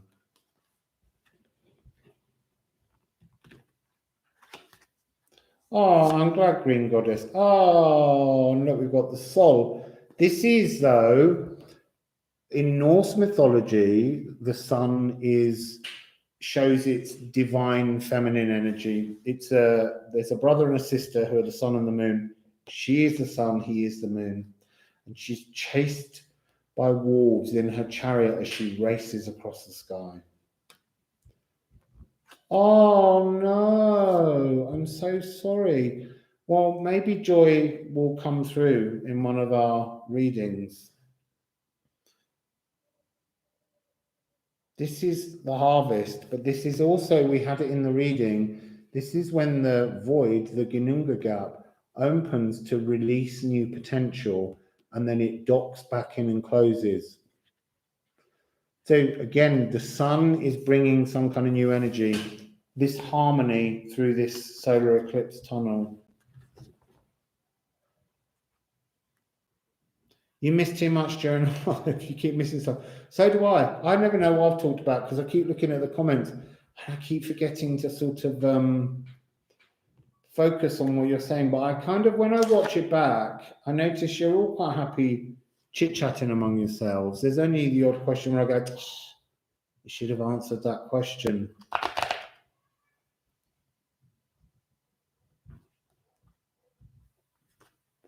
Yeah, je voudrais pipi. Need to potty, Shelley.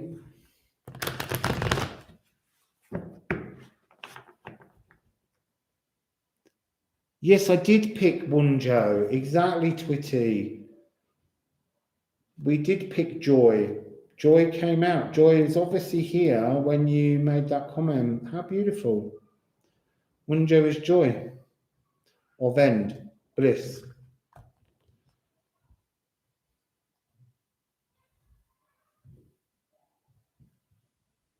So any more little moments. I'm quite happy if someone wants a card or something, just for the moment. I don't usually do that, but hey, why not? Yeah, isn't that amazing, Haley, that she noticed that? Twitty's very sharp.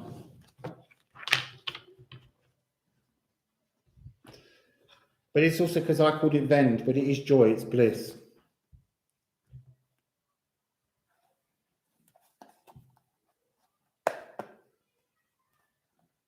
Hello from Chicago, Wassail. I just flew in from the Windy City. The Windy City is mighty pretty, but it ain't got what we got. No siree.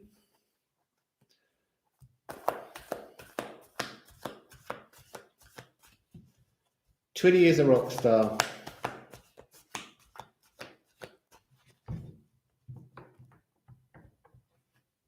Nice, Kelly. Card for Venus dance going on at the 8-5 heart flower. I will give you one of these for that. Oh, look, it's 13 frequency, it's freedom. The heart will be free. Spirit will free the heart for that heart flower moment. 13 frequency, it's freedom, it's a rebirth, it's borderless.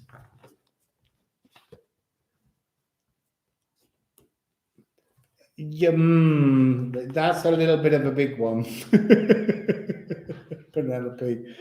I think it's going to be very interesting, the US Pluto return. It's been going on for 10 years, but it reaches its kind of crux point around the 20th or the 22nd, depending on the dating of things exactly. But it's all 2s and 0s that line up in the number. So it's either on 02, 20, 20, 22, or it's on 22, 02, 20, 22. It's just a whole wonderful series. And it will be interesting to see what happens. Wassail, Matthew? Matthew, do you know what song's going on in my head? Smile, la, la, la, la, la. I don't know where that one came from. Don't even know the words.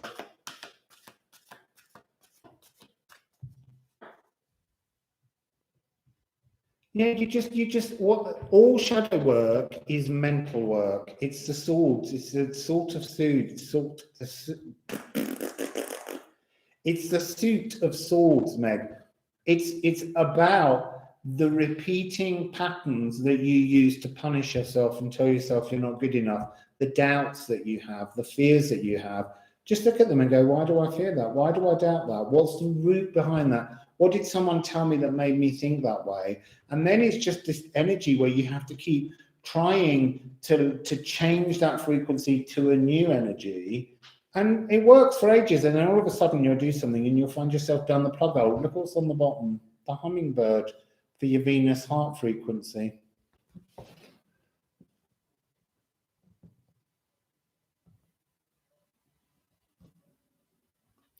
Right, someone needs to get rid of I'm a spiritual master, because it's just boring. You need to go in and you need to work out of the fact that your energy is sad. I'm really sorry, and I'm reporting you.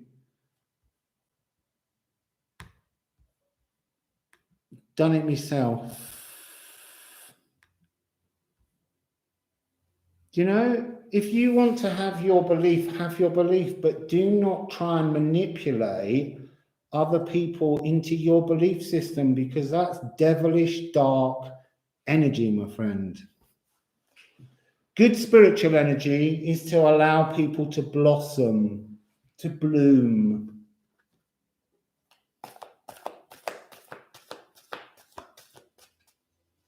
It's interesting, though, that came through just as we were talking about bad thought patterns, and that's what that person has, a bad thought pattern that just can't seem to do anything. Right, they've been timed out now.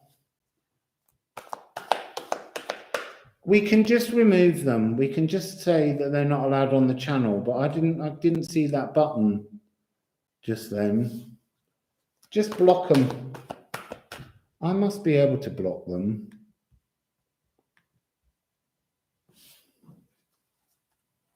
Oh, don't worry. I don't worry about it anymore. I feel great sadness for them, because they're stuck in that old dark 12 frequency. And whether it's dark Eve or dark Adam, it's this desire to not live their own life, but actually to keep trying to push other people into and manipulating people to their thought processes. And in a way, I quite like it when they come along, because it just reminds me how far we've moved as a society and a community, and that people like that, you know, who wants to be a servant for a master? It's a crazy energy. You know, be yourself, be your truth.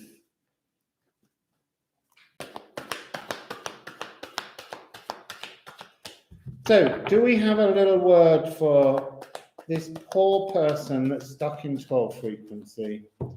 Do we have a little card? Because I'm sure they don't really want one, but I'm going to give them one, because that's my gift to them spiritually. What would you like to say to them, cards? What could you offer them? Get in the sweat lodge and get over yourself. And start a true spiritual journey. And know what's real magic and what's false. Because you're stuck in a hermetically sealed, bubbled world, and you need to get away from it. There, that was beautiful. Thank you, cards.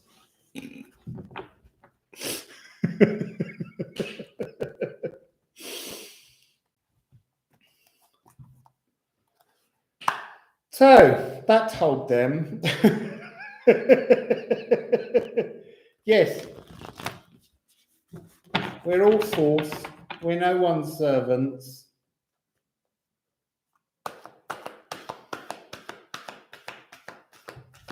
You have an energy stuck between your shoulders blades. How do I get that to move? Any suggestions? Yes. G as a note frequency. Let me just give you it. It's easier. G is Jupiter. And if it's in the shoulder blades, it's the great energy of the cleansing frequency. It will pick up naturally on the 29th of December, because Jupiter will move on that day into Pisces, and that's its home. So it allows it greater expansion. And it moves into the home with Neptune.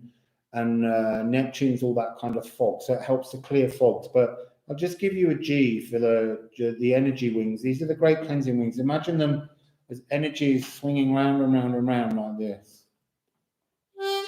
I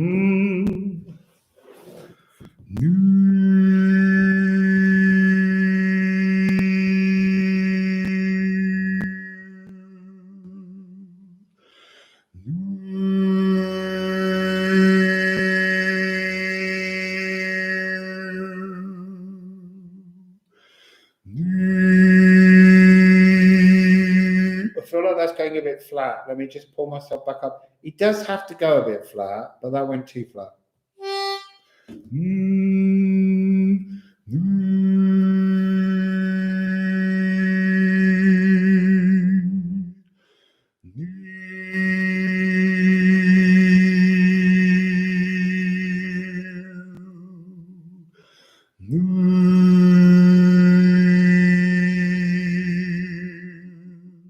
So that's the Jupiter G. Yeah, primary feathers. Do you know what? I used to, but you know, it's much more fun to just remind them that they're the ones stuck in the old frequency that we're moving away from. Split the deck, Time Master and the Wind. Way! Because you've got to move on. Everything has to change, nothing's forever. And these old, you know, these old tools which people use to manipulate others. And you know, you can tell me if you want at any point that I'm going to go to hell. Hell was not created by the Christians. Hell belongs to the goddess Hel. And she's a beautiful energy who was abused, just like a lot of these people do. She was abused. She was locked in the dark as a child by Odin. And eventually, when everyone's favorite god got killed and he went down there, she wouldn't give him back because she said he's a beautiful energy and you don't deserve him up there. And so she looked after him. So for me, if you say to me, I'm going to go to hell, I'm happy to go there because Hel's a beautiful woman.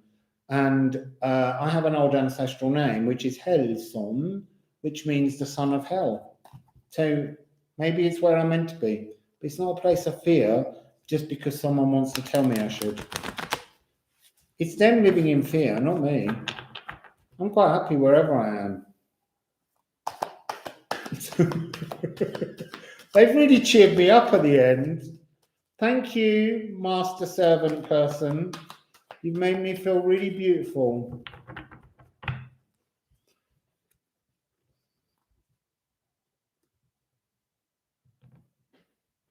Yeah, that's the serpent that's here. It's the feathered serpent. I would say, before I read the cards, that the dragon serpents, the song lines, all of those energies have been sort of, I said earlier, they've been collapsing because they were at the end of their earth energy when they were being choked on earth and made to be much more solid and desperately inflexible. And now they're being renewed with the energy of air because we're now in the epoch of air through the great mutation. So there is a sense that in the reading I just did, it showed you the next moon cycle, and Leo charms down the cosmic dragon from the sky, from the galactic center of the universe. Virgo opens the space in the land, and Libra, when the moon's in Libra, that will allow the energy of those dragons to begin to join together, to spiral into each other. But I'll ask the cards.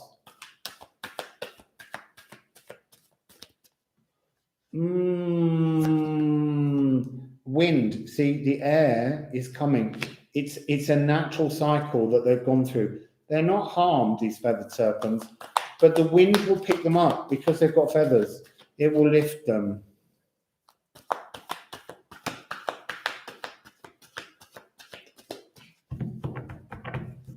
And then we have two others, 53 and 21. It's interesting. There's something gathering around the sun. There's the energy of coming out from the darkness, the shade. The sun represents what was hidden in the earth, re-emerging. And it's 21. It's a gathering energy. It's an energy of sacralness. It's an energy of being renewed. It's a frequency of a sort of a growth beyond imagining for the speed. It will happen very swiftly, the renewal of the dragon lines, the song lines, the snake lines. Yeah, it's good to practice bringing energy down, Meg. It's really good. There are crystal, colourful bodies being prepared. Yeah, there is. We're everything's being retuned at the moment, energetically, and I use 12 sounds, the 12 chromatic scales, and then your consciousness is the 13th part of that aspect.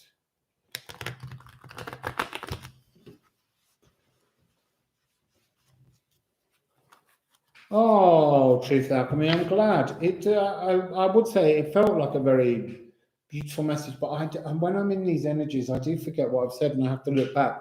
But I don't mind watching a live back because then I can watch what you've all been chatting about, and it helps me to understand all of you and who are the people that tune in.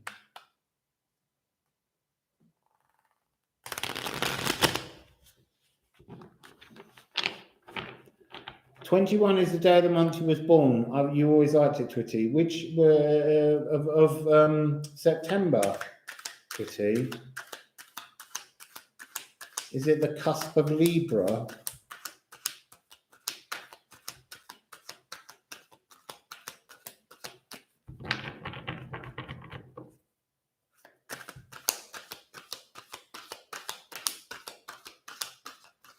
Well, you need a card. Oh, no, I did that one.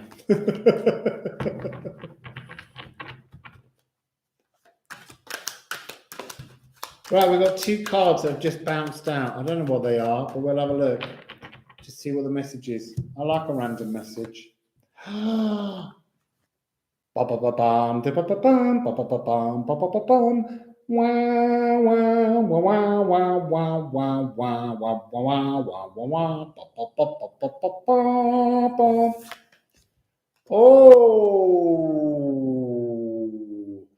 with the wonderful card, someone's having a luxury wedding. It's the co-creating with spirit, and that's co-creating. It's not saying, Spirit, can you get this for me? Can you get that for me? You go, Spirit, what would be really cool is if we did this together, and it brings you into a new energy. That's lovely. Yeah, the autumn equinox. I thought it was for some reason. Cuspy. So, hello, dragons. Anything else? Your dad's birthday today, turning 74. It's all good. So let's get him some cards. Let's get him some cards.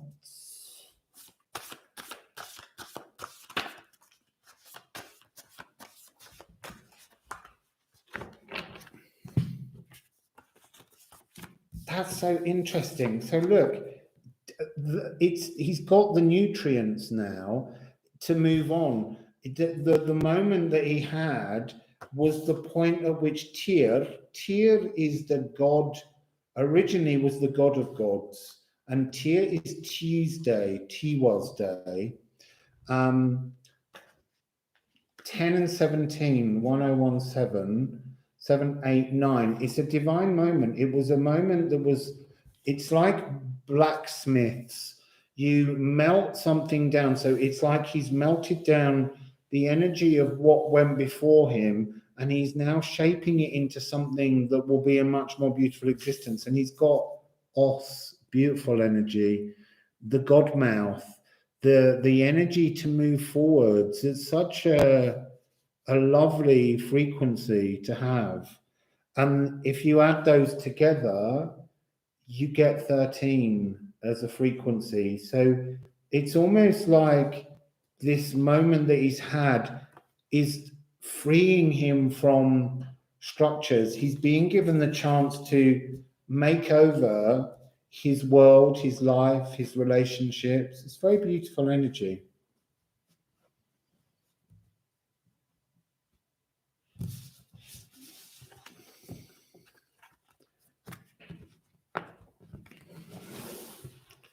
Yeah, that was really beautiful energy. It was really nice. It was you could so easily look at the card of shadows and think, oh, darkness. But it was like the shadows were twinkling and sparkling with energy.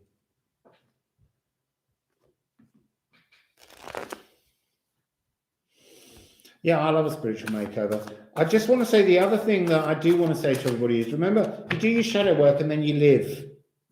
You do your shadow work and then you live. You don't go, oh, there's more shadow work to come. Yeah, there will be, but you got to live in between. You really do have to live in between. I'm wondering what this message is going to be. It's beginning with Flursa.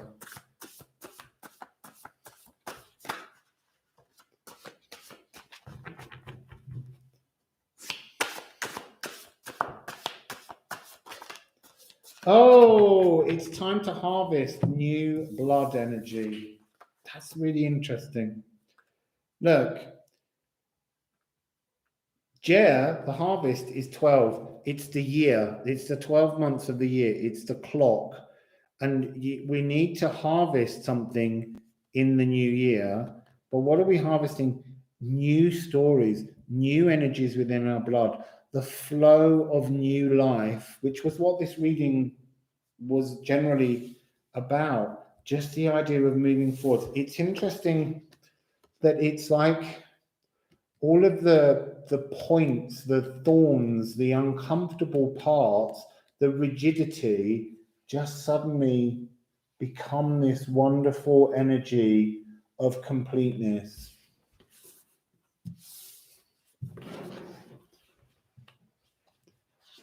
Yeah, I think there's no point in being afraid. Fear is a killer, really. It has to be said. You know, it's the energy that you don't need. We're being asked to just move into trust and love, and when something awful comes up, just laugh at it and just go, wow, that's great. Just like just now with that person. It's an energy of, it doesn't matter what you bring me, you can't hurt me.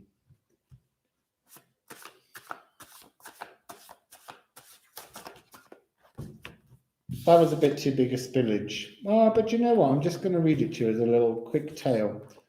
Your personal Yggdrasil tree, your own Eshk, the ash, the energy of your tree is being blasted with life force. It's being energized. It's being given a new frequency. And it's so interesting that it's about swelgeness. And swelgeness is the past. So it's that energy again of saying, laugh at your shadows, embrace your shadows, take the shadows of the moon into the tunnel, and you will find the Gununga gap. You will find a brand new beginning. But you have to renew your Yggdrasil tree with life force. And you do that by releasing the past and living in the now. That's lovely. I really like that.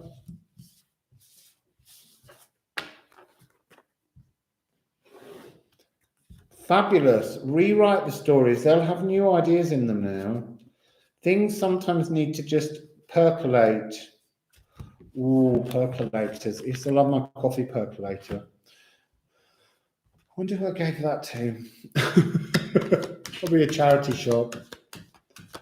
No, not those. I want an Odin. I want an Odin, and I'm going to go in with an Egyptian. Just see what comes out with no anticipation, but just what's the message that these cards would just like to leave us with. Take flight, cosmically soar in joy. Oh, I've just said joy, Hayley, and joy's come out again. Joy is definitely here. I'm going to ask if Joy's got a message for you, Hayley. Are you still here, Hayley? Whoops, I accidentally put something up and nearly deleted somebody. Is Hayley still here? Does anyone know?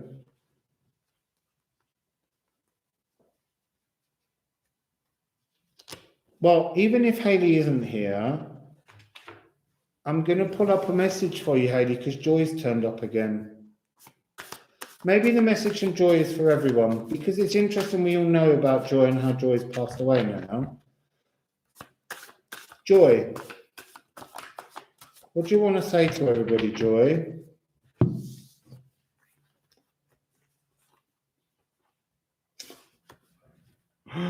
Oh my goodness, Joy. She's like, let it all out. Let everything out that doesn't serve you.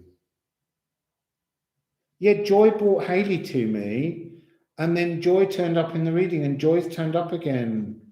And I don't know that Haley's still here, but if anyone knows Haley, this is Joy's message. Joy is saying, let go of all the things that pain you. It's what the message of the whole reading was about. Maybe Joy was pushing through and I wasn't aware it was her, but bleed out the things that don't serve you is what Joy's saying. And then you do that to awaken a new energy, wacken, to bring a frequency into us that's renewed, that's upward ascending. It's rooted, but it brightens. It's to originate, to come into some kind of new frequency. And it's such a beautiful ending. Rippian. She clearly directed most of what we've been reading today. Because this came out. We have to mature. We can't be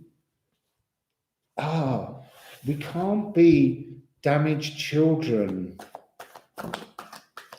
Come on, Joy, show off. Show everyone your magic that you've got here.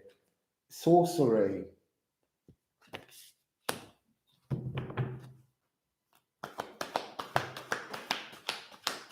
There's one down there. Let's go and get that one.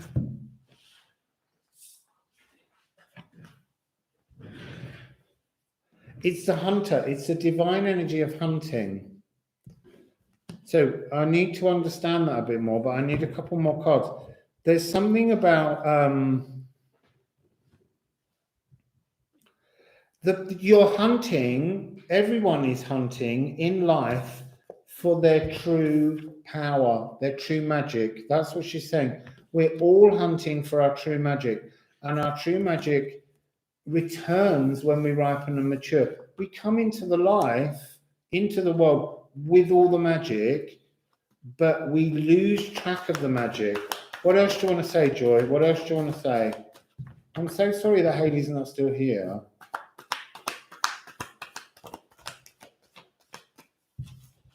So,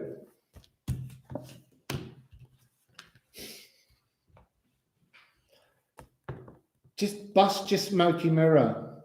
Bust it. Break it up. Leach out all the images that you have of yourself that aren't your truth.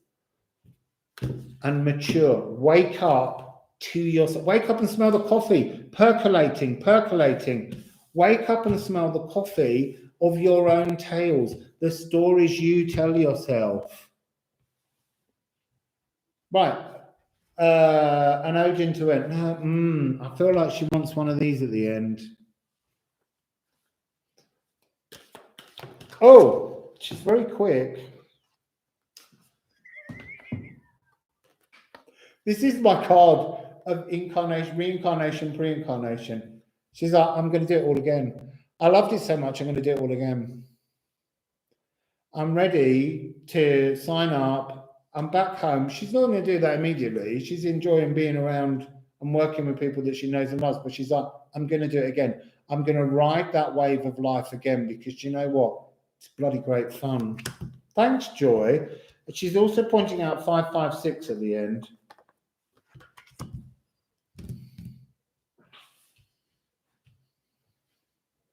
Someone put a fish in the percolator.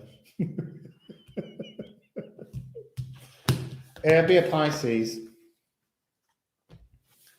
So that was Joy. Thank you, Joy. You brought us joy.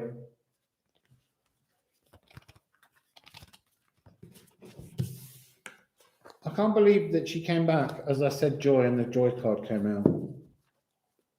Yeah, thanks, Joy. I'm not reading those. I'm just shuffling the cards to put those back in.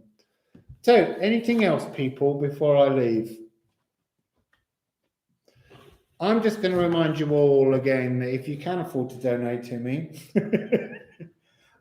your donations and tips are most welcome. They help me to live, to travel, and to eat. And it's PayPal me rustling around. But honestly, don't worry if you can't. Bottom of the deck, Beauty Way. I actually am going to look at the bottom of the decks, all the decks, just curiously. That's a nice way to end. The Beauty Way with the Eight of Pentacles, the Tree of Life. The key to the Beauty Way